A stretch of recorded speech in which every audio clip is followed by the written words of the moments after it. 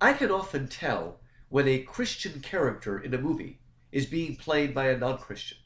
And the way I can tell that is because so often the non-Christian actor thinks that the best way to look like a Christian is to walk around like this, with this sweet little smile on his face.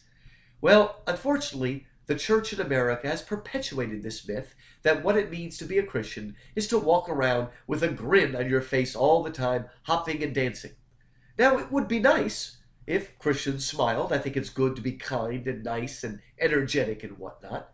But we need to understand that being a Christian is not the same thing as niceness. Okay? Niceness is often a personality type that we're born with.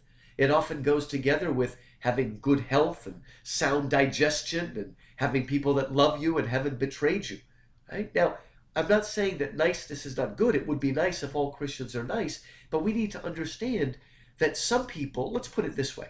This may sound crazy to you, but there might be two Christians. And for one Christian, he goes into a charitable place, whips out his check, and writes a check for $10,000. The other Christian goes up to someone and smiles. Now, it would seem like the first Christian did more, but only if we know their raw material. It may be that for that second Christian who's had a very difficult life and has been betrayed, that smile took every ounce of moral fiber that he had. In fact, he couldn't have done it if he did not have the Holy Spirit inside of him. Whereas the other person might have been so rich that it didn't mean much to him to write a check for $10,000. It doesn't mean it's not good, but what I'm getting at is that we need to break from this idea that all Christians should look and sound the same. All of us, as Lewis says, have different raw material, and we need to understand that. We have to not judge people as if they all show their faith by being happy and peppy and smiling.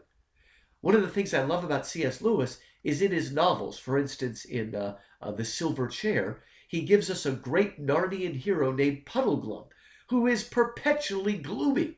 He's not the kind of person you would expect to be, quote, a super Christian, and yet he has this deep courage and deep conviction and deep loyalty. His exterior may seem gruff because that's his personality, but inside he is as brave as a lion. In Prince Caspian, there's another character named Trumpkin, who is a cynical old dwarf who begins by not believing in anything. But slowly he grows out of that cynicism to be, again, one of the great heroes of Narnia. Now, he stays gruff in a way because that's his personality. But through that gruffness, Aslan, the Christ of Narnia, is to turn him into a hero with the courage of a lion.